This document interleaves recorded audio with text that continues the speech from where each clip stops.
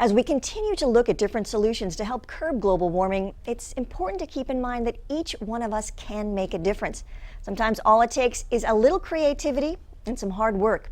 That's what architect Michael Reynolds believes. He's the man who created the Earthship, a home that is made entirely of recycled materials and is completely sustainable.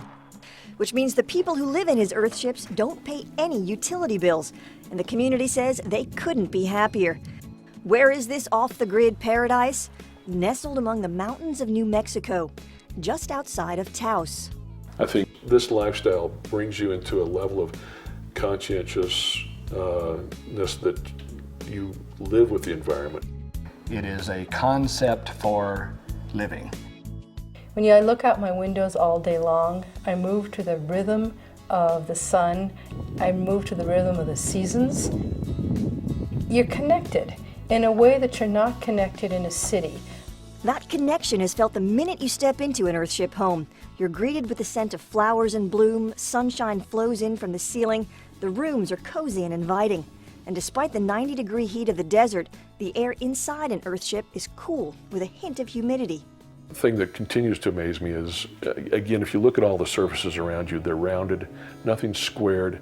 It brings a sense of, and this kind of sounds a little hokey, but it does bring a sense of peace and tranquility. For Chris Litzy and Karina Jang, the decision to move from Breckenridge, Colorado to an Earthship took a little convincing. We came down to get out of the cold and saw these hobbit-type homes in the desert. Looks like a mud house to me. A mud house. I thought, who would live in something like that? It looked like a little cave. But an Earthship is far from being a cave. First created by architect Michael Reynolds in the 1970s, Earthships are designed to work with the sun and the earth to control temperature and create energy for use. I call it biotecture because I don't think architecture is even coming close these days.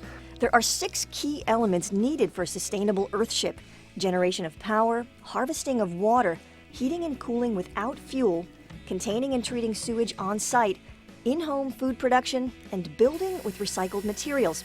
Case in point, the walls of an Earthship are made of tin cans, bottles, and tires. So why use trees when you can use tires? But nobody can imagine how to use tires.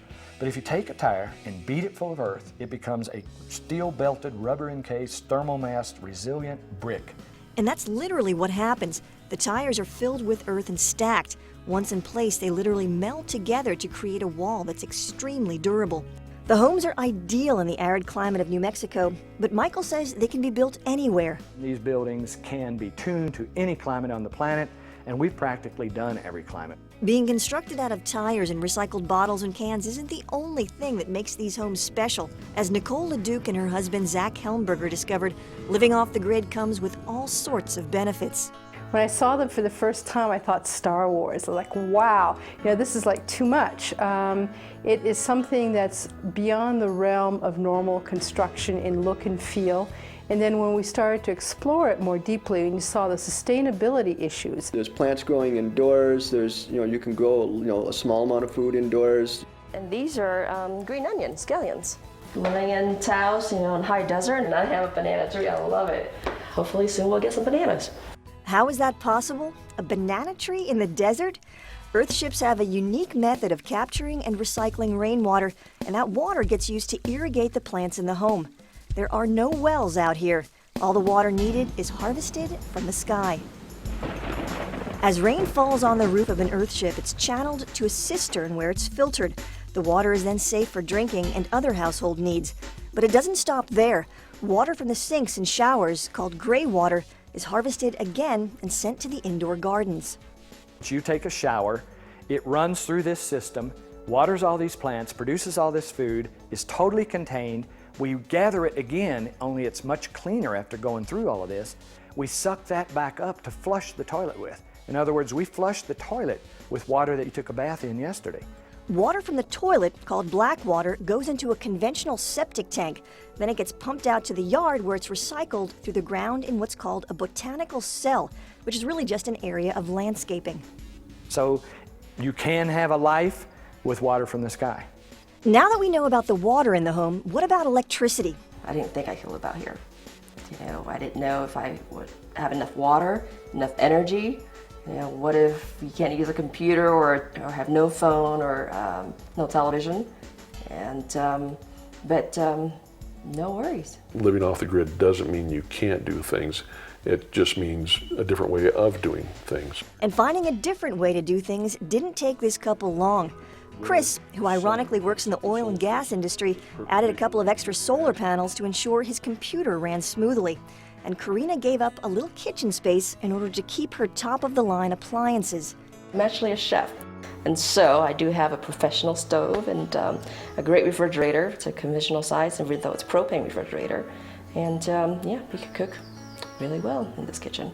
As for Nicole and Zach, who left behind high-tech jobs in California, it wasn't space they gave up, it was Craziness. It's a big one. Rush for no purpose. And I was feeling very fragmented when I left Silicon Valley in California. I was feeling very, like in a very boxed, high-tech environment and not whole and at peace with nature. The connection to nature is possibly the most remarkable aspect of living in an Earthship home. And yet, what may be even more surprising is that neither of the families we talk to consider themselves environmentalists. That's a hard one because I don't know that I'm a hardcore environmentalist. I think my soul and spirit is there. I'm not like a flag-waving environmentalist in that sense. That's a really good question. How do you feel about that? We probably need to define environmentalist. I wouldn't say we're extreme. I mean, we recycle, we try to do whatever we can. I would say we're not environmentalists, but what we are is conscientious consumers of the planet. I don't walk to town. I still do get in a car and drive. Environmentalists or not, everyone who lives in an Earthship agrees on one thing. Once you've lived in an Earthship, you would never go back to a regular house. As for Michael, his dream is to help everyone understand how Earthships could be the answer to a more sustainable future. With global warming just like breathing down our neck, we're going to get an Earthship in every major community, like London, like Paris, as a display, as an educational facility. The cost to build an Earthship starts at about $150,000 and goes up from there, depending on how big you want to make it. For an exclusive homeowner tour of a very special Earthship, just log on to our website at weather.com/forecastearth.